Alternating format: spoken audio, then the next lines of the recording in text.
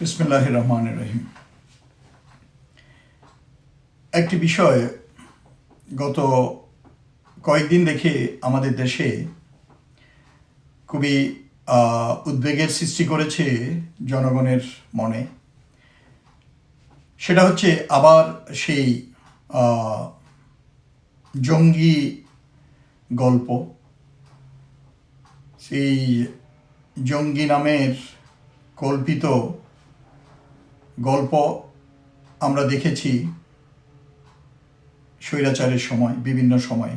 হ্যাঁ, দুই একবার জঙ্গি, প্রকৃতপক্ষেই জঙ্গির সমস্যা হয়েছিল, কিন্তু তা আমাদের গোয়েন্দা সংস্থা, নিরাপত্তা বাহিনী, সরকার সফলতার সাথে এটা হ্যান্ডেল করেছে। কিন্তু এছাড়াও বিদেশি প্রভুদেরকে খুশি করার জন্য, নিজেদের ক্ষমতাকে পাকাপোক্ত এবং টিকিয়ে রাখার জন্য, এবং বিরোধী দলকে দমন নিপীড়ন করার জন্য, এবং যারা নিজেদের মত বা আদর্শের পক্ষে নেই তাদেরকে গুম, খুন, জেল, জুলুম, নির্যাতন এইসবের শিকার করার জন্য, ভিক্টিমাইজ করার জন্য এই নাটক হয়ে আসছে। আমি গত কয়েকদিন আগেও, দুদিন আগেও একটা ভিডিও করেছি, আপনারা হয়তো শুনেছেন। বাংলাদেশ সেনাবাহিনীর একজন অফিসারকে নিয়ে, খুবই ব্রাইট অফিসার, মেজর জিয়াউল হককে নিয়ে, এবং একই সাথে আমাদের তার মতো এই জঙ্গি নাটকের অনেকে ভিকটিম হয়েছে। যেমন আমাদের একজন অফিসার কে তো মেরেই ফেললো, মেজর জাহিদ বলে। সো আমি ওসব দিকে এখন যাচ্ছি না। আমি যে জিনিসটা আজকে আলাপ করতে চাই, বর্তমানে আমাদের দেশে যে জঙ্গি নাটকের হাওয়া তুলছে, আমি এটা একবারে উড়িয়ে দিতে চাই না, কিন্তু আমি আমার দৃষ্টিকোণ থেকে জিনিসটা বলতে চাই যে আমাদের দেশের মানুষ ধর্মপ্রাণ, এবং ধর্মীয় কর্মকাণ্ডে অনেকভাবে অ্যাপ্রোচ করে থাকে। কেউ মডারেট, কেউ ফ্যানাটিক, কেউ ধর্মান্ধ, কেউ হালকাভাবে ধর্মচর্চা করেন, কেউ গভীরভাবে করেন, কেউ আবার এমনভাবে করেন যেটাকে বলা হয় ধর্মান্ধ, মানে ফ্যানাটিক্স। সো যেমন অনেক কিছু তারা করেন যেটা আমাদের রাসূলুল্লাহ সাল্লাল্লাহু আলাইহি ওয়াসাল্লাম পছন্দ করতেন না। বেশি বাড়াবাড়ি করেন, যে কথাটা আমি রাইট ওয়ার্ড, যারা ধর্মকে নিয়ে বেশি বাড়াবাড়ি করেন। তো এই ধরনের লোকও আছে। তো সেই জন্য আমাদের দেশটাকে ব্যবহার করার জন্য, এইসব ন্যারেটিভ তৈরি করার জন্য একটা উর্বর জায়গা। সেই জন্য আমাদের যারা শত্রু, আমাদের দেশের উন্নতি যারা চায় না, আমাদের দেশে যারা বিভাজন তৈরি করে রাখতে চায়, তারা কিন্তু আমাদের দেশটাকে এই ন্যারেটিভে পুরো দুনিয়ার কাছে আমাদেরকে একটি মৌলবাদী, উগ্রবাদী, জঙ্গি রাষ্ট্র হিসাবে পরিচয় করার চেষ্টা করে আসছে অনেক দিন ধরে, যাতে আমাদের দেশে একটা বিভাজন তৈরি হয় এবং যারা বিশেষ করে ধর্মপ্রাণ মানুষ, তাদের উপরে অত্যাচারের স্ট্রিম রোলটা সহজে চালানো যায় এবং তাদের কোনো জবাবদিহি করতে হবে। সম্প্রতি যেই জিনিসটা শোনা গেছে, যেমন বাংলাদেশের বিভিন্ন জায়গায়, তারপরে শুনলাম বিমান বাহিনীর কিছু বেসামরিক কর্মচারী এবং অবসরপ্রাপ্ত লোকজন, তো সবার তো ধর্মচর্চা করার অধিকার আছেই, এবং সবার অনুভূতি আছে, এবং কার অনুভূতিকে আজকাল মনে করেন মিডিয়ার মাধ্যমে বিভিন্ন উগ্রবাদী সংগঠনগুলো দুনিয়াব্যাপী ইনফ্লুয়েন্স করে, মোটিভেট করার চেষ্টা করে, প্রপাগান্ডা চালায়, এটা তো আমরা দেখতেই পাচ্ছি। কাজেই কেউ যে এটাতে ইনফ্লুয়েন্স হচ্ছে না, এইটা আমরা বলবো না। হতেই পারে এটা যে কোনো বয়সের লোকজন এই ধরনের প্রচারণায়, প্রপাগান্ডায় শিকার হতেই পারে। এবং এর আগেও আমরা দেখেছি আমাদের দেশ থেকে অনেকে আফগানিস্তানে গেছে, অনেকে আইএসএসের সাথে যুদ্ধ করতে গেছে।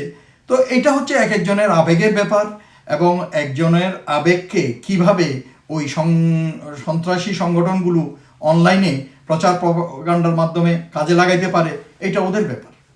তো সেই জন্য আমাদেরকে নিজেদেরকে সংযত হতে হবে, নিজেদের ধর্ম পালনের ব্যাপারে নিজেদের সন্তানদেরকে ভালোভাবে মোটিভেট করে রাখতে হবে, যাতে অনলাইনে গিয়ে এই ধরনের মিথ্যা মানে মানুষের আবেগকে কাজে লাগাইয়ে যারা চরম জঙ্গিবাদী সংস্থাগুলো যাতে মোটিভেট করতে না পারে। সো যে জিনিসটা বলছিলাম যে আমাদের দেশ থেকে, বিশেষ করে আমি যতদূর জানি, আমাদের বাংলাদেশ সেনাবাহিনীতে জঙ্গির কোনো গন্ধ নেই, ছিল না, এখনও নাই। আমি কয়দিন আগেও বাংলাদেশ সেনাবাহিনীতে একজন উচ্চপদস্থ সিনিয়র অফিসারের সাথে আলাপ হচ্ছিল, এবং সে তো আশ্চর্য হয়ে বললো যে এটা অ্যাবসার্ড, হতেই পারে না। এবং আমি জানি বাংলাদেশ সেনাবাহিনীতে আমি 30 বছর চাকরি করে আসছি, আই নো আমাদের ওখানে যেরকম চেক অ্যান্ড ব্যালেন্স আছে এটা হওয়ার কথা না। আর আরেকটা জিনিস বলি, যেমন মনে করেন শেখ হাসিনা ধর্মকে যেভাবে 12টা বাজায় দিয়ে গেছে বাংলাদেশে এবং তথা সেনাবাহিনীতে, দাঁড়িয়ে থাকলে প্রমোশন দেয় নাই, যার পরিবার হিজাব করে তাদেরকে প্রমোশন দেয় নাই, চাকরি থেকে বের করে দিছে, অত্যাচার করছে, জঙ্গি নাটক করছে, মৌলবাদী ট্যাগিং করছে, উগ্রবাদী ট্যাগিং করছে। তো এইভাবে তো হয়েই আসছে। কাজেই এছাড়াও আমাদের যেই শৃঙ্খলা সেনাবাহিনীতে, আইন কানুন ওখানে নাই। আমি দায় নিয়ে বলছি, বাংলাদেশ সেনাবাহিনীতে এইগুলোর হচ্ছে আমাদের সেনাবাহিনী নিয়ে বিতর্ক এবং সমালোচনা যারা ছড়াতে চায় তারাই এগুলো করতেছে। এবং এটা কারা করতেছে? আমাদের দেশের সীমান্তের ওপারের লোকজনও কিন্তু এটা করতেছে, কারণ তারা চায় আমাদের সেনাবাহিনীটাকে বিতর্কিত করুক। যেটা শেখ হাসিনার সময় 15 বছরের বিভিন্ন বিতর্কিত কর্মকাণ্ডে জড়িত থাকার কারণে হয়েছে, সেই ভাবমূর্তি, সেই মর্যাদা ফিরিয়ে আনার জন্য আমাদের সেনাবাহিনী এখন বদ্ধপরিকর। এ টু জি, প্রতিটা সৈনিক থেকে শুরু করে জেনারেল পর্যন্ত সবাই তারা বুঝতে পারছে যে আমাদের সেনাবাহিনীর মান মর্যাদা কতটুকু ক্ষুণ্ণ হয়েছে। তো যে জিনিসটা আমি বলছি যে এখন ভারত শঙ্কিত।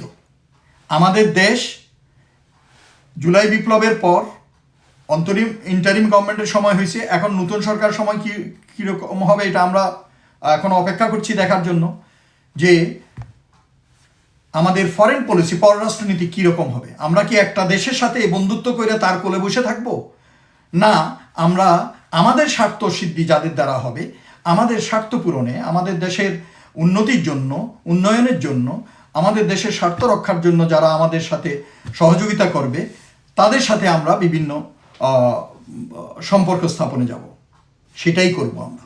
এবং ইন্টারিম গভর্নমেন্টের সময় থেকে কিন্তু ওইটাই শুরু হয়েছে। তো আমাদের দেশ, আমাদের বিভিন্ন সরকারের বিভিন্ন বিভাগ, বিভিন্ন বাহিনী বা বিভিন্ন সেক্টর থেকে যখন বিভিন্ন দেশের সাথে, তুর্কি, মালয়েশিয়া, চায়না, পাকিস্তান, এদের সাথে বিভিন্ন বাণিজ্য চুক্তি বা অন্যান্য চুক্তি এসবে একটু নড়াচড়া হরকত হচ্ছে, তখন একটা দেশের জ্বালাপোড়া শুরু হয়ে গেছে। এবং সেটা কি আপনারা জানেন? আমি বলবো প্রথম কারণ হচ্ছে এরা এই আবার টিটিপি, তেহরিক এ তালেবান পাকিস্তান, এটা একটা জঙ্গি সংগঠন পাকিস্তানে আছে, 2007-এর দিকে হয়েছে। ইনিশিয়ালি খুব দুর্বল ছিল, কিন্তু পরবর্তীতে এটা হাতিয়ার টাতিয়ার দিয়ে সীমান্তের ওপার থেকে আসছে, হাতিয়ার, টাকা পয়সা, সাহায্য সহযোগিতা দিয়ে তাদের স্বার্থ সংশ্লিষ্ট করার জন্য। ওদের দেশেও তো বেইমান গাদ্দার আছে, ওদের মাধ্যমে ওই দেশে সরকারের এগেনস্টে একটা সমস্যা সৃষ্টি করে রাখছে সেই 2007 থেকে। এবং রিসেন্টলি আর্মি, নিরাপত্তা বাহিনী এদের বিরুদ্ধে বিভিন্ন জায়গায় অপারেশন চালাচ্ছে। এবং এদের ক্যাম্পগুলা হয়, এরা বর্ডারের ওপারে আফগানিস্তান থেকে আসে, এবং বিভিন্ন জায়গায় যেসব ওদের ক্যাম্প ছিল এখানে সেনাবাহিনী বিভিন্ন অভিযান চালাইছে। তো এখন ওরা চায় না আমাদের দেশ অন্যান্য দেশের সাথে সম্পর্ক স্থাপন করুক এবং সুন্দরভাবে বহুমুখী পররাষ্ট্রনীতি মাধ্যমে আমাদের দেশ যাতে এগিয়ে যাক। সেজন্য পূর্বের মতো তারা তাদের কাছে আমাদেরকে বেঁধে রাখতে চায় তাদের স্বার্থ পূরণের জন্য। তো আমি বলবো তারাই এই কাজটা করতেছে, নাথিং আনলাইকলি যে এই হাওয়াটা তুইলা যে আমাদের ওখানে আর্মি অপারেশন চালাচ্ছে, সেই জন্য ওই কি বলে যেন তালেবান পাকিস্তানি টিটিপি এখানে চলে আসতেছে। আরে ভাই, খাইয়ে কাম নাই, ওদের তো এখানে কোনো স্বার্থ নাই। হ্যাঁ, তো ওইটা আমরা যদি বিশ্লেষণ করি তাইলেই বুঝতে পারবো স্বার্থটা কার। স্বার্থটা হচ্ছে ভারতের। এখন ভারত আওয়াজ তুলতেছে, কল্পনা করে গল্প বানাইছে, এখনো হয় নাই কিছু, যে আমাদের পার্বত্য চট্টগ্রামে টিটিপি আইসা ক্যাম্প করতে পারে ওদের প্রশিক্ষণ এবং বিভিন্ন কাজের জন্য, আস্তানা গাড়ার জন্য। তো এখানে আস্তানা গাইরা এখান থেকে গিয়ে পাকিস্তান অপারেশন করবে, এটাকে বিশ্বাসযোগ্য? তো এটা হচ্ছে যে একটা জঙ্গি নাটক, গল্প বানানোর একটা প্রয়াস। এটা আমাদের বুঝতে হবে। দেখেন, আমরা এই দেশের মানুষ, এই দেশ আমাদের, এই দেশকে আমরা আমাদের পূর্বপুরুষরা, আমাদের ভাইরা, আমাদের বাপ দাদারা যুদ্ধ করছে, যুদ্ধ করে রক্ত দিয়ে মা বোনরা ইজ্জত দিছে, এই স্বাধীনতা আমরা পাইছি। তারপরে স্বৈরাচার এই শেখ মুজিব এবং তার মেয়ে এসে দেশকে বিক্রি করে দিতে চাচ্ছিল, ওই দেশকে রক্ষা করছে। 2024 বিপ্লবে আবার আমাদের তরুণরা এবং বিভিন্ন শ্রেণী পেশার মানুষরা রক্ত দিয়ে এই দেশটাকে আবার ধরে রাখছে, আমাদের স্বাধীনতাকে, আমাদের এই স্বাধীনতাকে, আমাদের এই দেশকে, আমাদের নতুন বাংলাদেশ গড়ার যে প্রত্যয় নিয়ে আমাদের ছেলেরা রক্ত দিছে, সেই নতুন বাংলাদেশ গড়ার জন্য সবাইকে প্রতিজ্ঞাবদ্ধ হতে হবে। আজকে সংসদে দেখলাম বিরোধী দলীয় নেতা এবং প্রধানমন্ত্রী দুজনেই বলছে যে এইসব ফাটাফাটি না করে, কিন্তু ফাটাফাটি তো আপনারা করলেন। সংসদ ওই যে খাইসলত যায় না, আমরা বাঙালির খাইসলত, একজনের ইয়েতে আঙ্গুল দেয়া, খালি গন্ধ বাইর করা, পুরনো কাসন্দি ঘাটতেছে, আমি মুক্তিযুদ্ধ ছিলাম, আমি এই করছি, আমি অমুক রাজাকার, অমুক গুপ্ত, অমুক সুপ্ত, অমুক খাম্বা, অমুক। এইগুলা কি রে ভাই? মানুষকে বেইজ্জতি করতে কোনো লাভ নাই। এইগুলো যতই করবেন ততই বাড়তে থাকবে। দেশটা এক জায়গায় একটা ফুল লাইন ড্র করেন, আমরা এক জায়গায় একটা লাইন ড্র করি, ঠিক আছে, ফরগেট ইট, আমরা পিছনে আর তাকাবো না, খালি ইতিহাস ইতিহাস। এগুলো কার নেগেটিভ?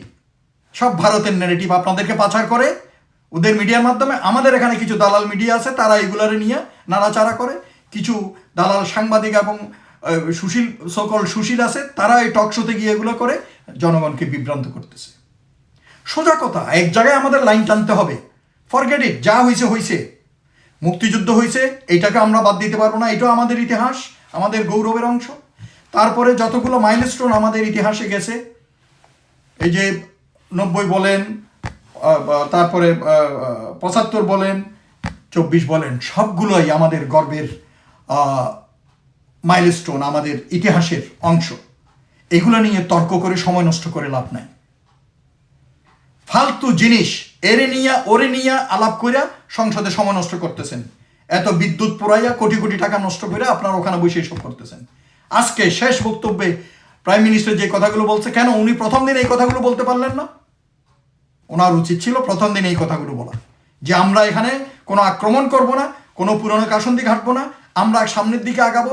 বর্তমানে আমাদের বাংলাদেশ যেখানে আছে, এই বাংলাদেশকে আমরা সামনে কিভাবে এগিয়ে নিয়ে যাব, সেটা আমাদের সবাইকে চেষ্টা করতে হবে।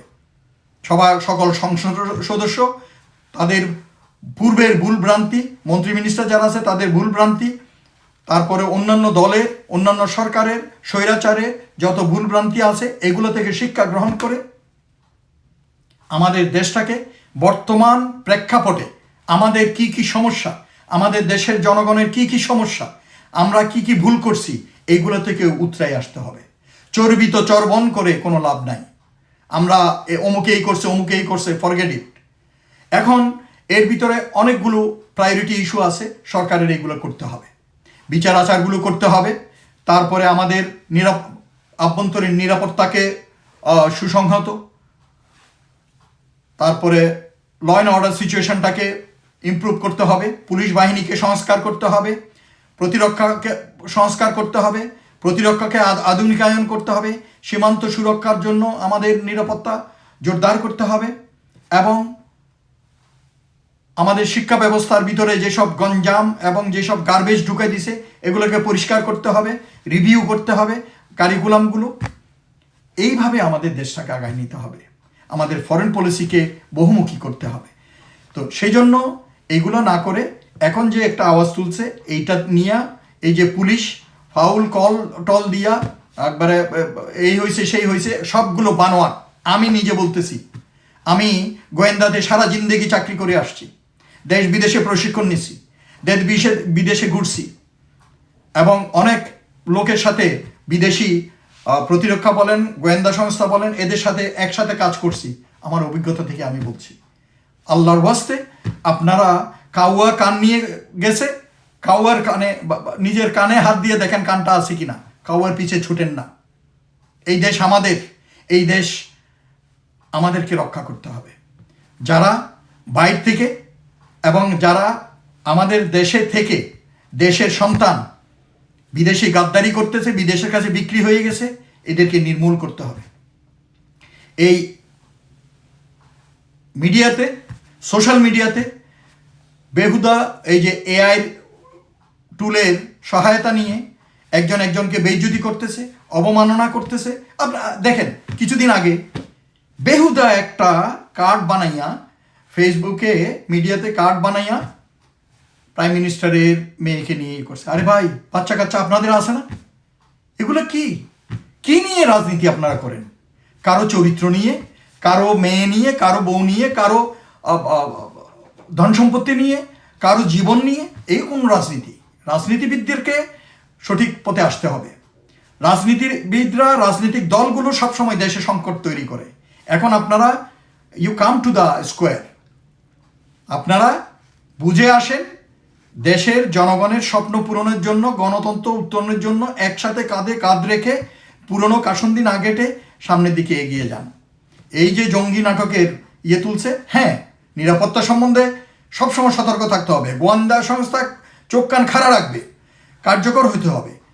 যারা স্বৈরাচারের দোসর এবং বিদেশির সংস্থার লোকজন এখনও বিভিন্ন জায়গায় আছে, তাদেরকে বের করতে হবে, করে আমাদেরকে আমাদের নিরাপত্তা নিশ্চিত করতে হবে, দেশের উন্নয়ন নিশ্চিত করতে হবে, আমাদের অর্থনীতিকে শক্তিশালী করতে হবে, শিক্ষা ব্যবস্থাকে সুন্দর করতে হবে, এবং মানুষ যাতে শান্তিতে ঘুমাতে পারে সেই ব্যবস্থা করতে হবে।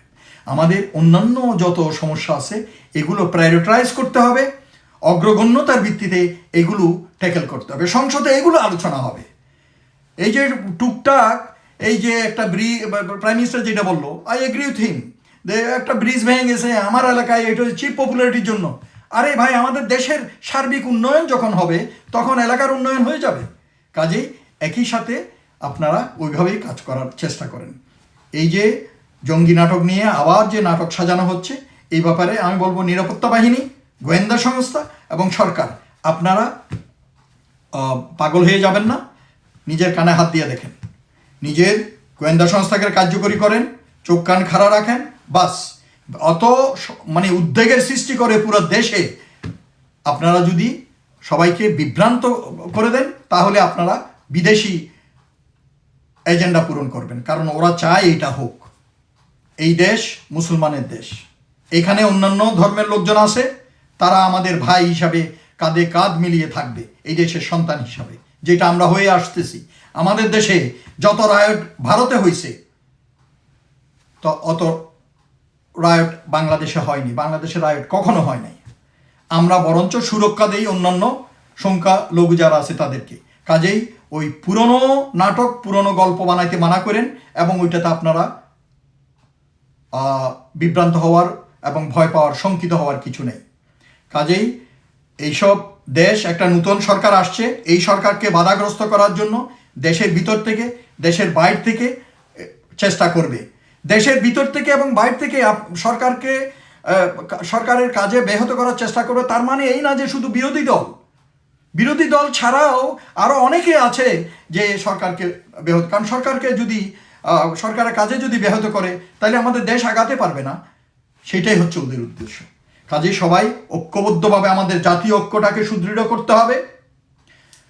সবাই একজন একজনকে বুকি জড়ায় ধরতে হবে, বিরোধী দল, সরকারি দল, সবাই, এবং একসাথে কাজ করতে হবে। পুরনো কাসন্দি যারা ঘাটে তাদেরকে আপনারা প্রতিহত করুন। এই যে সংসদ সদস্য ফজলুল সাহেব পাগলের মতো কথা বলে, ইলেকশনের আগেও কথা বলছে মিডিয়াতে, এরপরও বিএনপি ওনাকে দিছে। আমি দুঃখিত, আমি কোনো ইন্ডিভিজুয়াল নিয়ে কথা বলি না, বাট ওনাকে নিয়ে বলতে হচ্ছে, কারণ উনি যেভাবে কথা বলে মনে হচ্ছে যে বয়সের ভারে ওনার মাথা একটু নড়বড় হয়ে গেছে। কাজেই ওনাকে একটু সংযতভাবে কথা বলার জন্য বলা উচিত। এখন একইভাবে অন্যান্য দলেও যারা আছে উল্টাপাল্টা কথা বইলা একজনকে খেপাইয়া লাভ নাই। এবং দলগুলো আপনারা আপনাদের ছাত্র সংগঠন যেগুলো আছে, তরুণ যারা আছে, তাদেরকে কিন্তু আপনারা রাইট মেসেজটা দেন। মারামারি হানাহানি এগুলোতে কিন্তু কোনো সমাধান আসবে না। কাজেই এই দিকে সবার দৃষ্টি দেওয়া উচিত। সকলে ভালো থাকুন, ধন্যবাদ।